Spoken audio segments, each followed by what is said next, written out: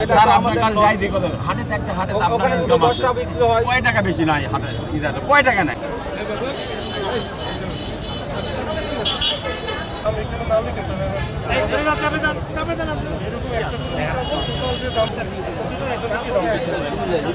দেখি উনি আবার 200 দেয় 200 দেয় এরকম লিখবে 200 দেয় 200 লাগবে তাই লিখবে অবশ্যই লিখবে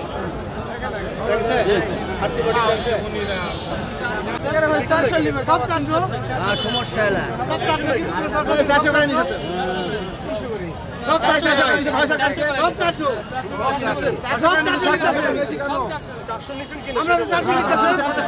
অফিস থেকে 1432, 33, 34 এই 3 বছরের জন্য তার হচ্ছে মানে গরু বা ছাগল বিষয়ের জন্য মহিষের জন্য সর্বোচ্চ 700, ছাগল আর ভেড়ার জন্য সর্বোচ্চ 300 নির্ধারণ করছে। আপনি তো জানেন আমার আগে 300 বলে দিচ্ছে, তাহলে অভিযোগ আসতেছে 400 রাখছে।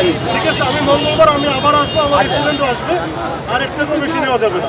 আজকে যেটা নিচ্ছে রিপোর্ট হয়ে যায় বলতে দিয়েছেন তারা দেখছে তারা দেখছে যারা ক্রেতা না, ক্রেতা লাগবে না। ওই যে আপনার এখানে টুঙ্গি কি ভুল করে গেছে সেভাবে করেন ওরা নতুন বসে ভয় আছে হয়তো এটা আছে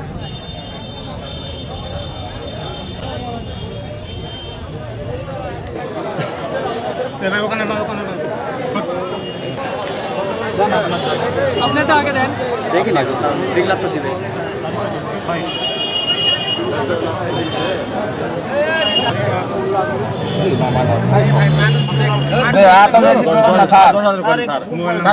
এই জন্য তো লড়াই করতেছি প্রথম দিন থেকে। আমি কি বিডিন বিএনপি সেক্রেটারি কিছু বলেন স্যার আপনার কাছে অনুরোধ আমার এখন একটা কথা শুনেন, এটা একটা বড় অপরাধ। আজকে যে জরিমানাটা এরপর করবেন না স্যার আচ্ছা, কথাটা শুনেন একটু। দরকার করেন না আপনার কাছে অনুরোধ স্যার আপনি ভালো মানুষ আমি জানি এই বিষয় বললেন খুব ভালো মানুষ আমার কথাটা আমি শুনেন। বলছি স্যার না, না, আমার কথাটা শুনেন। বলেন, স্যার আমার কথা শুনেন। মোবাইল কোর্টে যদি একবার রায় ডিক্লেয়ার হয় আমি চলে যেতে পারি, রায় চেঞ্জ হবে না। আর আজকে যেটা জরিমানা করতেছি এটা আপনার সতর্কতামূলক।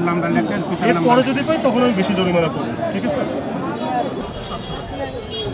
শুনুন, আপনাদের কাছে সারা বছর 550 টাকা লাগে, ঈদের সময় আসলে 700 টাকা দিতে হয়। মাঝে মাঝে এরকম আমাদের কাছে মনে হয় যে ঈদের সময় নওগাঁ সদর উপজেলার ভিতরে ইউনিয়ন পর্যায়ে এই যে আমাদের কীর্তিপুর হাট, এটাই সব থেকে বড় পশুর হাট।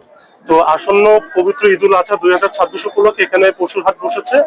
আমাদের সরকারের পক্ষ থেকে মাননীয় জেলা প্রশাসক মহোদয় তিনি একটা রেট ঠিক করে দিয়েছেন, গরু বা মহিষের ক্ষেত্রে সর্বোচ্চ 700 টাকা আর ভেড়া বা খাসির ক্ষেত্রে সর্বোচ্চ 300 টাকা। আমরা ব্যানার টানিয়ে দিয়েছি যাতে সাধারণ জনগণ এই রেট সম্পর্কে জানতে পারে এবং তদারকি করে দেখছি যে কারো ক্ষেত্রে যেন হাসিলে বেশি টাকা এই হাট থেকে নেওয়া না হয়। এই জনসচেতনতার জন্য মূলত আজকে আমাদের এখানে আসা।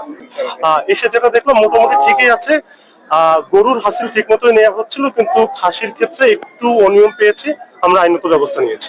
হ্যাঁ, আমাদের অব্যাহত থাকবে। আগামী পবিত্র ঈদুল আজহার পূর্ব পর্যন্ত আমরা এটা অব্যাহত রাখবো এবং আরো যে হাটগুলো আছে পৌরসভার ভিতরে কিংবা মাথা সভা আমরা সেখানেও ব্যবস্থা নেব।